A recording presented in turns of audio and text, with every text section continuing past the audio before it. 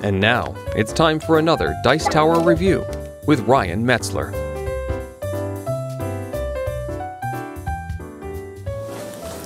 Hey everyone, it's Ryan Metzler here again, and today we're going to take a look at a semi-abstract game which is going to use some really cool bits. That game is Origin. Now this is a game from Madagot or Madago Games, and you're going to be placing out little pawns. You can see them on the back of the box here. They are nice wooden pawns onto the board, moving them around and hopefully swapping places with your opponent in order to get reward cards. There's also going to be some cards for scoring, and you're trying to accomplish various different tasks on your turn in order to score points for the end of the game. But where you place, where you move to, or where you swap with your opponent is going to, of course, give you benefits and hopefully take away from them. So real quick, why don't we take a look at what you're going to get inside of this box. We'll see how the game plays, and then we'll come back here at the end and we'll get my opinions on Origin. So here you can see the components for Origin, or at least some of the components. The rest of them are still in the box, but I wanted to kind of show them to you. There's all of these different size pawns. There's small pawns, which are both the shortest and skinniest, which means that they're the shortest and weakest. Skinny is weak, in 3 different colors. Then you have slightly larger in width, which are going to be stronger, and then even larger in width, which are going to be stronger. And these exist in all of 3 different heights, short, medium, and tall. The taller something is, it basically only has something to do with how you place them on the board. The stronger they are is going to have to do with how you're able to take over other areas from other players. Stronger pieces are able to move or force movement from smaller players. We also have these little things here, which are villages, which will indicate who owns the pawns that you put on the board, because these are not player colors. And then we have a space for cards that are here. But I'm going to set this aside right here so that I have access to it and talk about the board here. Now what we're looking at here is a board divided into several different areas. Now you can see we're kind of focused around Africa in the center, and then you can branch out from there to other continents. Each of these continents is divided into different colors, be they yellow or orange, purple. We have some dark green and some brown out here on the board. And depending on where you end up for your turn, you're going to get a reward every turn for placing a guy out onto the board. And depending on which rewards you pick, you'll kind of tailor your gameplay to that style. Also on the board, we can see that there are some green tokens and some tokens here between continents. What these are going to be are hunting tokens. Whoever moves onto these spots first is going to get this token and get that many points at the end of the game. In this case, it's 6. Or for the straights here, whoever controls both sides of a straight will get to pick that token up and get those points at the end of the game. In addition, we have a bonus board over here. This board here is going to be where you collect your rewards for placing things out on the board wherever you end on that turn. So if you end on a yellow, you'll get either a yellow card and one of these little tokens, or you'll get 3 of these yellow cards and keep 1, putting 2 from your hand back. Same with the orange and the purple. Now these different cards are different styles of card. For example, these ones are action cards here, which say tribal war on this one. Other ones will be different, but it says when swapping a territory with another player, look at his hand and take 1 of his cards. So it's just a way to modify actions throughout the game. Then you can use those to kind of further your gameplay. These orange ones are going to be permanent. They have a spear value on the top, and that's you have to have that level spear in front of you. It gives you +2 movement, so it says carriage +2 move. And anytime you're moving a guy on the board, you can move further, but other ones may give you different benefits. This one requires that you only have a 3 spear. And it says that it's got war trophies. Every time you swap, take a tribe pawn from the reserve. Each will grant you 2 points at the end of the game. So it's kind of going to limit this reserve over here, and it's going to give you points at the end of the game as you do things. So you just note that you have to have those spears in order to play them. Then you have these objective cards that are in purple. These are going to tell you how you can score the points that are indicated at the bottom. So it says that you need to be present on at least 4 of the 6 continents. So if you manage to get to at least 4 of these continents, you can play this from your hand and get 5 points at the end of the game. And these are going to vary based on what objective you have, what's printed on the card, but they're all going to give you some way to score points. You may only play each of these cards once on your turn, so you can play 1 green or 1 yellow, 1 orange, and 1 purple. In addition, you'll see these little tiles here that are some type of invention. This one is a level 1 one, looks to be a club on its 1 spear. When you take these as a reward, you're going to be placing them in front of you, and you must build from the bottom up with 1, then 2, then 3 spears. So you're going to want to kind of make a stack here, 1, 2, 3. Each of these tiles will be worth 1 point at the end of the game, except for the 5 value tiles, which are worth 5 points at the end of the game. None of those are out on the table right now, but they will come up and refill as we go through this pile. You'll see there's a 4 here, but there are 5s in that stack. On your turn, you're going to do one of 3 possible actions, and those are going to be either evolve, which means to place a new guy on the board. When you're placing a new guy, you must always place adjacent to a previously existing pawn. Now, this is the smallest and weakest of the tan-colored pawns. Lightish tan, lightest tan, whatever you want to call it. When I'm placing a new pawn, it must match 2 or 3 of the characteristics of the pawn that you're placing next to. You only have to choose one pawn to be matching to. So there are basically several options here. I could place an identical pawn, meaning that it is tan, short, and weak, but that pawn doesn't exist. I could also place one of these pawns, another pawn of a different color. This one is the same height, the same strength, but is a different color, meaning that it shares 2 of 3 characteristics. What I could not do, for example, is place this pawn right here, this big wide pawn. This is the largest or strongest of pawns, but still short. So it shares 1 characteristic. It's short, but it's not the same strength, and it's not the same color. So I can't place that. It doesn't share 2 characteristics. So my choices here are either of these pawns that are remaining that are just a different color, or one that is essentially taller or wider, but the same color. This shares the same color, the same strength, but is 1 taller.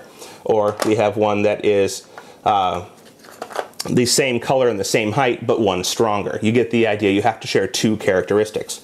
When you place this, you're going to place it out with one of your villages to show that you own it. When you do this, you're going to get the reward of green. So I've placed onto a green or yellow area, and I can either take one of these cards, these action cards, and one of these little tokens, or I can take 3 of the cards and choose one of them to keep. Another action you could take, we'll say it's the next player's turn. Well, they don't have a choice on the board right now, but they could move. Let's say that instead they placed, and now they have their choice of placing next to this pawn or this pawn. They could choose basically any of these areas that are surrounding here to place on. Maybe they decide to go for the purple.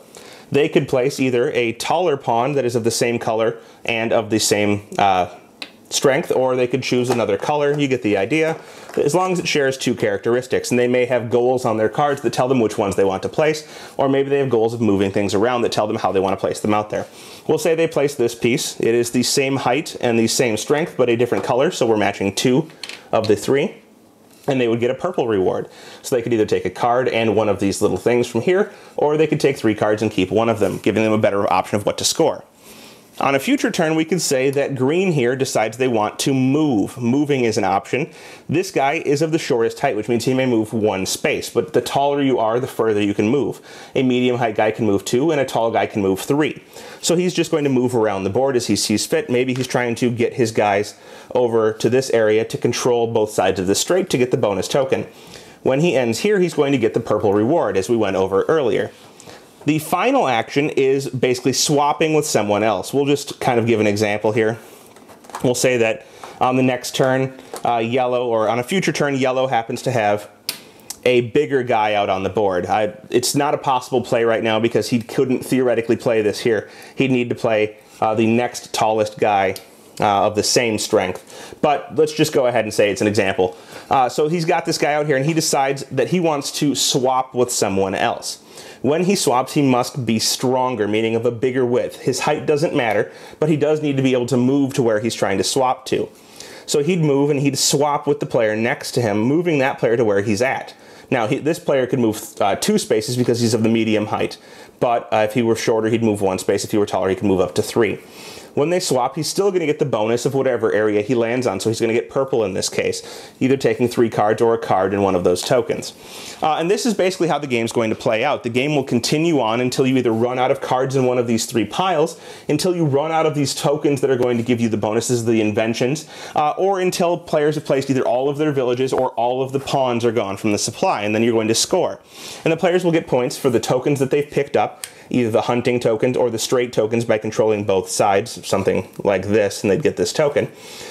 They're going to score for each card that's left in their hand, which will be worth 1 point. For each of these tokens that they've collected and built from the bottom up, 1, 2, 3, 4, 5, they're going to get 1 point, except for each of the highest level ones, which are worth 5 points each. And basically, you're going to score in that manner. And whoever has the most points by best placing their pawns out, managing to maneuver them around the board to hold different areas or attack different things, swap with other players' pawns will be the winner. Well, there you have it. That is Origin from Metzler Games. A pretty basic game overall, but not a bad one. Now, as I said, this is pretty much an abstract game. They call it evolving, and they call it, swapping, but really the theme doesn't really make much of a difference at all. You're placing and moving pawns around in order to have the best position, in order to score the most victory points by the end of the game. And that's an abstract game, and I'm fine with that, and I don't really care when they put themes on top of it, so no big deal there. Overall, the mechanics aren't anything surprising or new. You're placing, and you always have to place one of your pawns adjacent to a pawn that it shares 2 characteristics with. So it could be color, it could be size, height, or it could be their strength, which is the width or the overall width of the piece. So you have to place those pieces, and it follows those rules. So the placement is a little bit unique in that you have to kind of make sure that you keep pieces that you can place well.